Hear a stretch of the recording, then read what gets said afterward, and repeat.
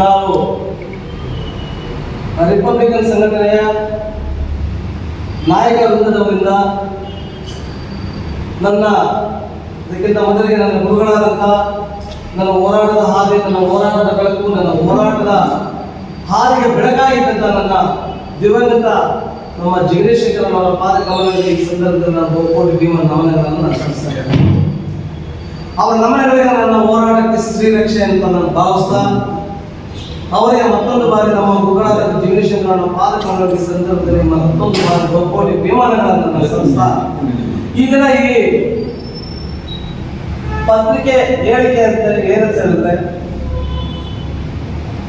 ಪ್ರತಿ ಕರ್ನಾಟಕ ರಿಪಬ್ಲಿಕನ್ ಸಂಘಟನೆ ಮತ್ತು ಆಲ್ ಇಂಡಿಯಾ ಬಹುಜನ ಸಮಾಜ ಪಾರ್ಟಿಯ ವತಿಯಿಂದ ನಾವು ಈ ಬಂಗಾರಪೇಟೆ ತಾಲೂಕಿನಲ್ಲಿ ಕೇವಲ ಬಂಗಾರಪೇಟೆ ತಾಲೂಕು ಸೀಮಿತ ಮಾತ್ರವಲ್ಲದೆ ಬಂಗಾರಪೇಟೆಗೆ ತಾಲೂಕಿಗೆ ಮಾತ್ರ ಹೋರಾಟಕ್ಕೆ ಸೀಮಿತವಲ್ಲದಂತ ಹೋರಾಟ ಇದು. ಕೇವಲ ಕರ್ನಾಟಕ ರಾಜ್ಯಾದ್ಯಂತ ಹೋರಾಟಕ್ಕೆ ಇದು ನಾಂದಿಯಾಗುವಂತ ಒಂದು ಸುದ್ದಿ. ಇದು ಒಂದು ಪತ್ರಿಕೆ ಏನಂತ ಹೇಳಿದ್ರೆ ಕರ್ನಾಟಕ ರಾಜ್ಯದಲ್ಲಿ 224 ವಿಧಾನಸಭಾ ಕ್ಷೇತ್ರಗಳಿದ್ದು ಅದರಲ್ಲಿ ಕೋಲಾರ ಜಿಲ್ಲೆಯ ಮೀಸಲು ಕ್ಷೇತ್ರ, ಬಂಗಾರಪೇಟೆ ವಿಧಾನಸಭಾ ಮೀಸಲು ಕ್ಷೇತ್ರ, ಕೆಜಿಎಫ್ ವಿಧಾನಸಭೆ ಮೀಸಲು ಕ್ಷೇತ್ರ, ಮುಳಬಾಗಿಲು ವಿಧಾನಸಭೆ ಮೀಸಲು ಕ್ಷೇತ್ರವಾಗಿರ್ತಕ್ಕಂಥ ಈ ಕ್ಷೇತ್ರಗಳಲ್ಲಿ ಕೇವಲ ದಲಿತ ಸಮುದಾಯಕ್ಕೆ ಒಳಪಟ್ಟಂತ ನನ್ನ ಎಲ್ಲ ಅಧಿಕಾರಿಗಳು ಒಂದಂತ ಹೇಳ್ತೀನಿ. ಯಾವ ಅಧಿಕಾರಿಗಳು ತಾರತಮ್ಯ ಮಾಡ್ತಾ ಇಲ್ಲ, ಅದು ಬಹುತೇಕವಾಗಿ ದಲಿತರಿರತಕ್ಕಂಥ ಈ ಒಂದು ಕೋಲಾರ ಚಿನ್ನದ ಗಡಿ ಪ್ರದೇಶದಲ್ಲಿ ಕೇವಲ 1 ವರ್ಷ, 5 ತಿಂಗಳು, 6 ತಿಂಗಳು, 3 ತಿಂಗಳು ಈ ರೀತಿಯಾಗಿ ಕಾರ್ಯನಿರ್ವಹಿಸುವುದನ್ನು ನಾವು ಕಂಡು ಮನಸ್ಸಿಗೆ ಎಲ್ಲೋ ಒಂದು ಕಡೆ ನೋವು ಉಂಟಾಗಿ ನಾವು ಈ ಒಂದು ದಿವಸ ನಾವು ಈ ಒಂದು ಪತ್ರಿಕೆ ಮಾಧ್ಯಮದ ಮೂಲಕ ಹೋರಾಟವನ್ನು ಸೋಮವಾರದಂದು ಹೊಸಕೋಟೆ ತಾಲೂಕು ಕಚೇರಿಯ ಮುಂಭಾಗ 200 ಮೀಟರ್ಗಳ ಎತ್ತರದಷ್ಟು ಅಂಬೇಡ್ಕರ್ ಬೇಕನ್ನುವಂಥ ಹೋರಾಟದಲ್ಲಿ ನಾನು ಇದು ಒಂದು ವಿಷಯವನ್ನು ಮಂಡಿಸ್ತಾ ಇದ್ದೀನಿ. ಏನಂತ ಹೇಳಿದ್ರೆ ಈ ಮೀಸಲು ಕ್ಷೇತ್ರಗಳಾಗಿರ್ತಕ್ಕಂಥ ಈ ತಾಲೂಕುಗಳಲ್ಲಿ ದಲಿತ ಸಮುದಾಯಕ್ಕೆ ಸೇರಿದ ಅಧಿಕಾರಿಗಳು ಕೇವಲ 3 ವರ್ಷಗಳ ಅವಧಿಗಳನ್ನ ಮುಗಿಯದೆ ಕೆಲವು ಅಧಿಕಾರಿಗಳು ಮಾಡಿದರೆ, ಕೆಲವು ಅಧಿಕಾರಿಗಳಿಲ್ಲ. ಈಗ ಬರ್ತಾರೆ ಒಂದು ತಿಂಗಳು 2 ತಿಂಗಳು ಕೊಟ್ಬಿಟ್ಟು ಹೋಗ್ತಾ ಇರ್ತಾರೆ. ಕಾರಣ ಏನಂತ ಹೇಳಿದ್ರೆ ಇಲ್ಲಿ ಸಂಬಂಧಪಟ್ಟಂತ ಅಧಿಕಾರಿಗಳಲ್ಲಿ ಭಿನ್ನಾಭಿಪ್ರಾಯಗಳಿಲ್ಲ. ಇನ್ನು ಯಾಕಂತಲೂ ಗೊತ್ತಾಗಿಲ್ಲ. ಅದಕ್ಕೆ ಸಂಬಂಧಪಟ್ಟಂತೆ ಬಂಗಾರಪೇಟೆ ತಾಲೂಕು ಬೂದಿಕೋಟೆ ಹೋಬಳಿಗೆ ಸೇರಿದಂತ ಬೂದಿಕೋಟೆ ಪೊಲೀಸ್ ಠಾಣೆ ರಕ್ಷಣಾ ಇಲಾಖೆಯ ಒಬ್ಬ ರಕ್ಷಣಾ ಅಧಿಕಾರಿ ನಾರಾಯಣ ಸ್ವಾಮಿ ಎಂಬಂತವರು ಸೇವೆಗೆ ಸೇರಿ ಕೇವಲ 1 ತಿಂಗಳು ಕೂಡ ಆಗಿದೆ. 1 ತಿಂಗಳು ಆಗಿರ್ಬೋದೇನೋ, ಆದರೆ ಆ 1 ತಿಂಗಳ ಅವಧಿ ಈಗ ಮುಕ್ತಾಯವಾಗಿದೆ.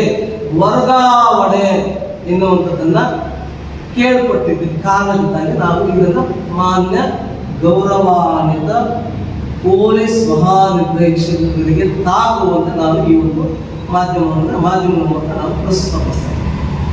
ಕಾರಣ ಏನು?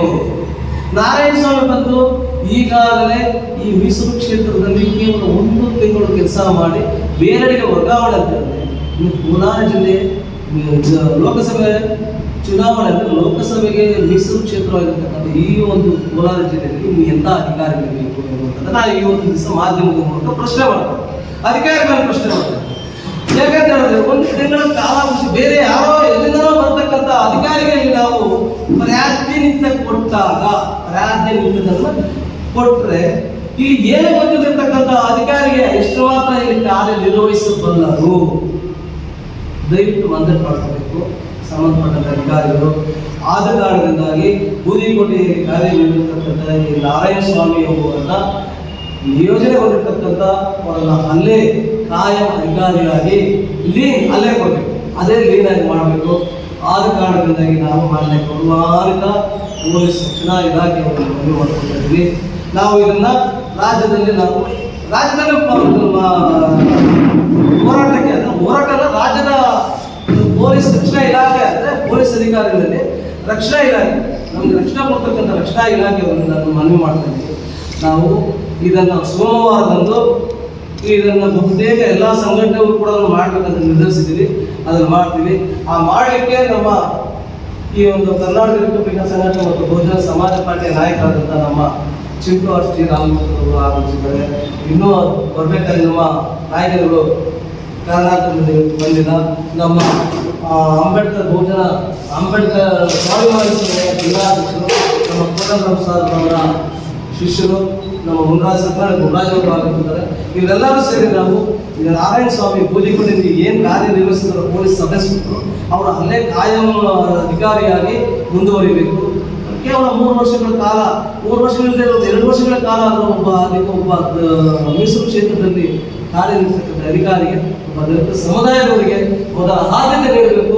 ಅವರು ಬೇರೆಡೆಗೆ ವರ್ಗಾವಣೆ ಮಾಡಲು ಸಮಂಜಸ ಕಾರಣಲ್ಲ, ಸೂಕ್ತವಲ್ಲ ಎನ್ನುವಂಥ ಮಾತನ್ನು ನಾನು ರಕ್ಷಣಾ ಇಲಾಖೆಯವರಿಗೆ ಮನವಿ ಮಾಡ್ತಾ ಇದ್ದೀನಿ.